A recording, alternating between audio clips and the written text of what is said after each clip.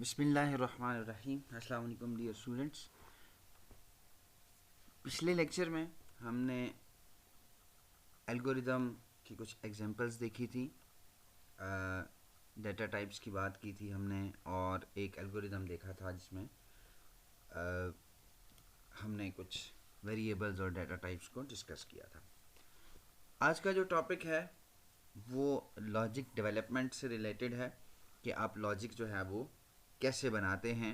ठीक है, एक जो प्रॉब्लम स्टेटमेंट है उसमें से चीज़ें कैसे आइडेंटिफाई करते हैं और उसका जो सलूशन बनता है उसमें से चीज़ें कैसे पता चलता है कि कौन सी चीज़ जो है वो क्या कंट्रीब्यूट करेगी। तो ये सारी चीज़ें हमारे पास लॉजिक के सूरत में आती हैं। लॉजिक इसलिए भी इम्पॉर्टेंट है क्योंकि जब भी हम किसी प्रोग्रामिंग लैंग्वेज में काम करते हैं तो लॉजिक हमेशा सेम रहती है। सिर्फ आपके उस प्रोग्रामिंग लैंग्वेज के रूल्स एंड रेगुलेशंस और उसका जो सिंटैक्स है, जो उसका राइटिंग स्टाइल है, जो उसके स्टेटमेंट्स हैं किसी भी फंक्शन को परफॉर्म करने के लिए, सिर्फ वो चेंज होते हैं। बाकी आपकी जो लॉजिक है वो सेम रहती है। जैसे हमने एग्जांपल ली थी कि दो नंबर्स को अगर ऐड करना है तो दुनिया की जितनी भी प्रोग्रामिंग लैंग्वेजेस हैं उनमें प्लस का ये ऑपरेटर यूज़ होगा, और बाकी यूज़र से इनपुट कैसे ली जा रही है वो हर लैंग्वेज का अपना एक स्टेटमेंट होगा। यूज़र को आउटपुट कैसे दी जा रही है वो भी हर लैंग्वेज की अपनी स्टेटमेंट होगी। लेकिन जो दो नंबर्स को ऐड करने का तरीका है वो हमेशा प्लस है और प्लस ही रहेगा। तो आज हम देखेंगे कि लॉजिक डेवलपमेंट जो है, थोड़ी सी इसके अंदर मैंने एनिमेशन भी रखी है, और एनिमेशन का पर्पज़ यही है कि स्टेप बाय स्टेप आपको पता चल सके कि हम लॉजिक को डेवलप कैसे करते हैं। तो एल्गोरिदम की एग्जांपल है जी, algorithm to determine the speed of a car. ठीक है, तो कार की स्पीड हमने डिटरमिन करनी है। लॉजिक डेवलपमेंट प्रोसेस जो है वो स्टार्ट कैसे होता है कि सबसे पहले आपके माइंड में जो क्वेश्चन आना चाहिए वो क्या है कि can we measure speed of a motionless car.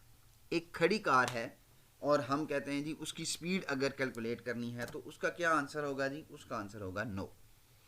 तो इसका मतलब ये है कि सबसे पहले जो आपके पास कार है, ठीक है, वो मूविंग पोजीशन में होनी चाहिए। फर्स्ट पॉइंट क्या है कि car should be moving, car चल रही होगी तभी आप उसकी स्पीड को कैलकुलेट कर सकेंगे। So car is moving. जब कार आपकी मूव कर रही है तो अल्टीमेटली उसने कुछ ना कुछ डिस्टेंस जो है वो कवर करना है, और वो डिस्टेंस जो है वो इन द टाइम स्पैन जो है वो कवर करेगी। ठीक है ना, तो कार मूव कर रही है, उसने कुछ डिस्टेंस कवर किया है, ठीक है, और उसने इतने टाइम में वो डिस्टेंस कवर किया है। तो अब जो है वो हम कैलकुलेट कर सकते हैं स्पीड ऑफ द कार। ठीक है, तो ये एक एनिमेटेड स्लाइड बनाने का मकसद ये था कि स्टेप बाय स्टेप आपके माइंड में चीज़ें कैसे आएंगी कि आपने जो सॉल्यूशन प्रोवाइड करना है, सॉल्यूशन में आपको जो प्रॉब्लम दिया गया है उस प्रॉब्लम में आपको किन किन चीज़ों की ज़रूरत पड़ेगी वो आपको प्रॉब्लम स्टेटमेंट से पता चलेगा, और उसके अकॉर्डिंगली जब आप सॉल्यूशन डिज़ाइन करेंगे तो सॉल्यूशन में क्या क्या चीज़ें आप ने रखनी है और क्या चीज़ किस तरीके से कंट्रीब्यूट करेगी। तो ये सारी चीज़ें आपके पास लॉजिक डेवलपमेंट का एक प्रोसीजर बनता है। अब देखें कि जैसे हमने बात की थी कि आपके पास जो एल्गोरिदम होता है उसकी दो पार्ट्स होते हैं, आपकी एक ब्रीफ डिस्क्रिप्शन होती है और स्टेप्स होते हैं। तो अब हम देखते हैं कि अगर ब्रीफ डिस्क्रिप्शन लिखनी होगी तो कैसे लिखा जाएगी। तो ब्रीफ डिस्क्रिप्शन के मैंने यहाँ पे दो सैंपल रखे हैं, ये दोनों ठीक हैं, और इससे मिलते जुलते सैंपल्स भी आप लिख सकते हैं, कोई हार्ड एंड फास्ट रूल नहीं है। सिर्फ जो मेन उसकी कंडीशन है वो ये है कि आपके उस एल्गोरिदम को थोड़ा सा डिस्क्राइब कर दे आपकी ब्रीफ डिस्क्रिप्शन, तो वो एक्सेप्टेबल है। जैसे मैंने लिखा, this algorithm will determine the speed of a car after taking values of distance and time from user and display the result. अब इसमें तीन काम हो रहे हैं। पहला काम ये हो रहा है कि ये जो एल्गोरिदम है ये दो वैल्यूज़ जो है वो डिस्टेंस और टाइम के नाम पे यूज़र से ले रहा है। ठीक है, उसके बाद जो उसकी प्रोसेसिंग है वो उसके अंदर मौजूद है, और उसके बाद तीसरा काम ये कर रहा है कि जो उसकी स्पीड को कैलकुलेट करने का है, ठीक है। दूसरा काम ये है कि स्पीड डिटरमिन करेगा। डिटर्मिनेशन का मतलब ये है कि अब यहाँ पे आप कोई ना कोई मैथमेटिकल फार्मूला या कोई ना कोई इक्वेशन ज़रूर इस्तेमाल करेंगे, वर्डिंग के तौर पे भी यूज़ कर सकते हैं, ठीक है, कि वो जो आपने चीज़ डिटरमिन करनी है वो कैसे आएगी। और तीसरे नंबर पे सिंपल जो है वो उसने रिज़ल्ट को डिस्प्ले करना है, जो स्पीड का अफकार है उसको वो डिस्प्ले कर देगा। दूसरा इसका सैंपल है, this algorithm will take distance and time as user input, ठीक है, ये भी वही है कि टेकिंग फ्रॉम यूज़र या as user input, and display the speed of a car after calculating it. तो कैलकुलेशन इसमें हमने वर्ड डाल दिया है, ऊपर हमने कैलकुलेशन का वर्ड यूज़ नहीं किया था, तो ये दोनों सैंपल जो है वो ठीक हैं।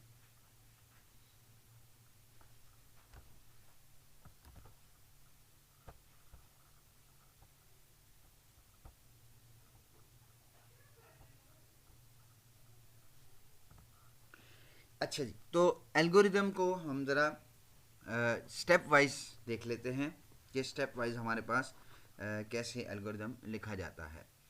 तो सबसे पहले स्टार्ट का स्टेप आ जाएगा। उसके बाद जैसे मैंने बताया था कि आपने डिक्लेयर का वर्ड यूज़ करना है। डिक्लेयर का वर्ड हम जब भी यूज़ करेंगे जब भी वेरिएबल्स की बात होगी और वेरिएबल्स के साथ डाटा टाइप की बात होगी।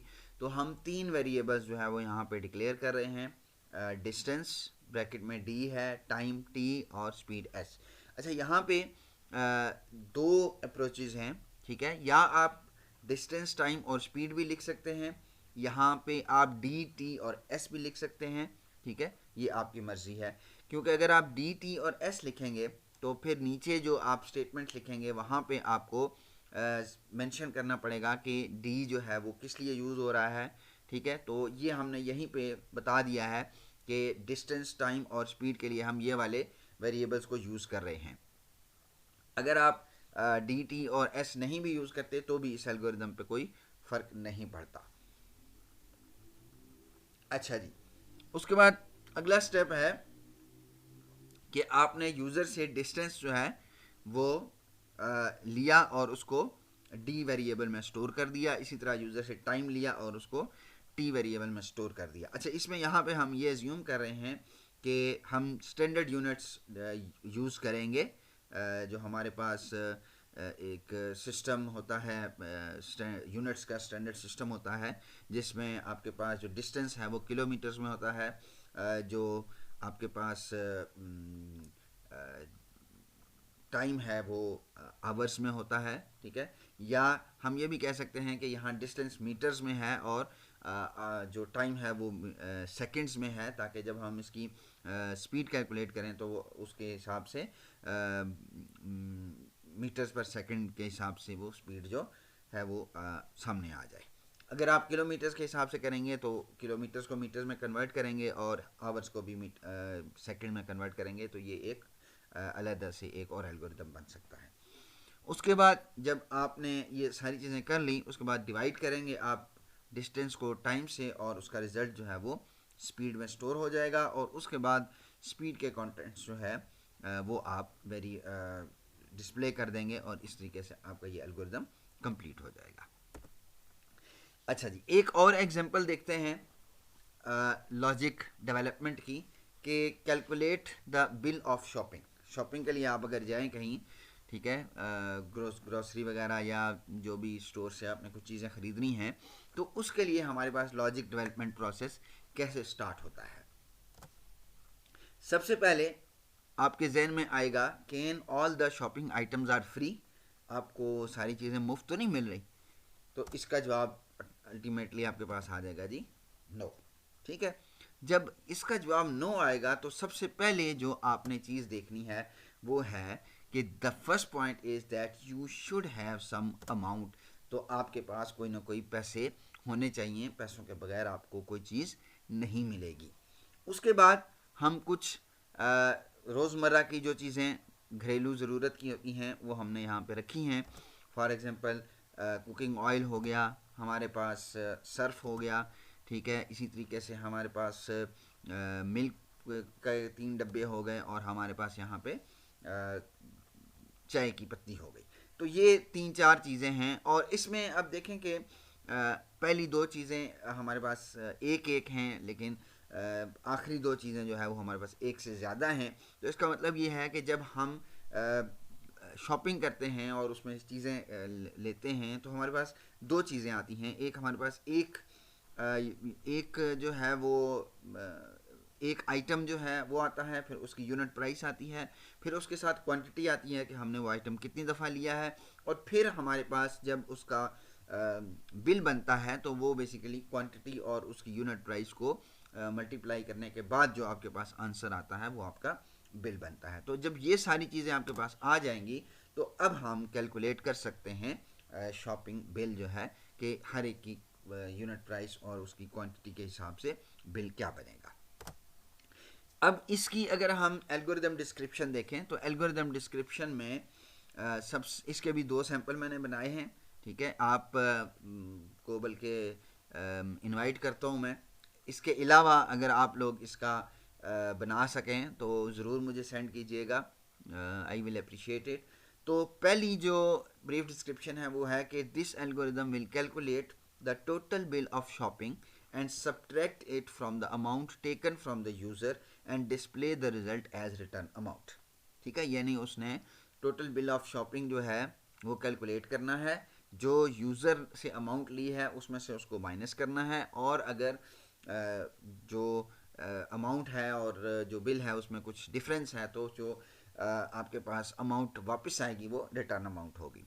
दूसरी डिस्क्रिप्शन इसकी ये है कि this algorithm will take amount from user, पहले अमाउंट यूज़र से ले रहा है, आफ्टर कैलकुलेटिंग नहीं, पहले नहीं ले रहा, after calculating the total bills of shopping, ठीक है। टोटल बिल जो है उसका कैलकुलेट करने के बाद और उसका यूज़र्स, उसके बाद उसने यूज़र से अमाउंट लेनी है और उसके बाद जो रिटर्न अमाउंट है उसको डिस्प्ले करना है।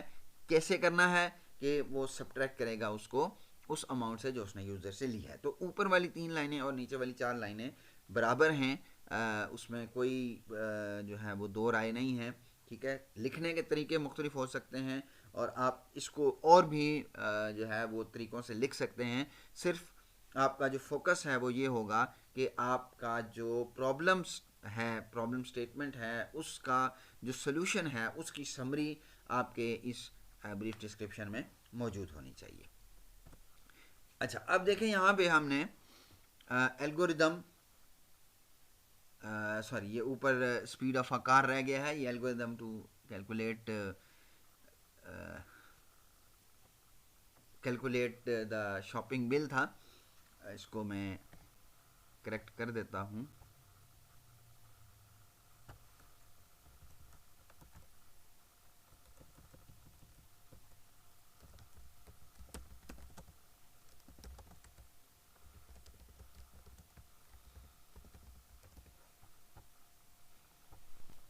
ठीक है।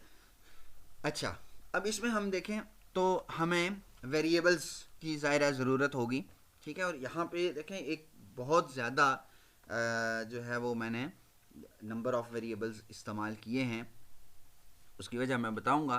तो वेरिएबल्स में हमने क्या यूज़ किया है, अमाउंट का वेरिएबल है, फिर ऑयल अंडरस्कोर यूनिट प्राइस, इसी तरीके से जितनी भी चीज़ें हैं उनकी यूनिट प्राइस है, फिर oil and quantity underscore oil, यानी फिर क्वांटिटी के वेरिएबल्स हैं, फिर हमारे पास टोटल के वेरिएबल्स हैं कि oil underscore total price, Surf underscore total price, या हम सिर्फ इसको ऑयल भी लिख सकते हैं, ठीक है। फिर हमारे पास जो है वो अमाउंट से जो आपके पास बिल बनेगा वो टोटल बिल बन जाएगा, टोटल बिल एक हमारे पास है। उसके बाद रिटर्न की हमारे पास जो है वो एक वेरिएबल यूज़ होगा। तो ये सारे के सारे इंटीजर टाइप्स के हमने वेरिएबल यूज़ कर लिए। अब एल्गोरिदम में हमने स्टार्ट से लेना है, स्टार्ट जो है वो हो चुका है, डिक्लेरेशन भी हो चुकी है। अब पहला स्टेप क्या है कि unit prices of each product and store them in their respective variables.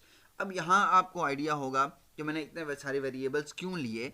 इसलिए लिए कि एट अ टाइम जो है वो सारे के सारे जो यूनिट प्राइसेस वाले हैं वो एट अ टाइम सारे जो वैल्यूज़ हैं वो उसमें स्टोर हो जाए।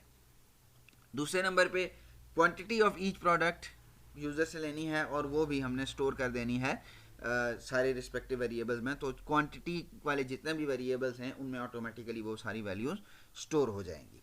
फिर multiply the contents of variables unit price with quantity variables for all the respective items and store the results in total underscore price. Total underscore price underscore oil जितने या जो भी आपके पास टोटल वाले वेरिएबल्स थे उनके अंदर अब रिजल्ट स्टोर हो रहा है किस चीज़ का, यूनिट प्राइस को मल्टीप्लाई किया है क्वांटिटी के साथ और उसका रिजल्ट स्टोर हो रहा है टोटल प्राइस में। तो हर प्रोडक्ट के लिए ये सारी चीज़ें जो है वो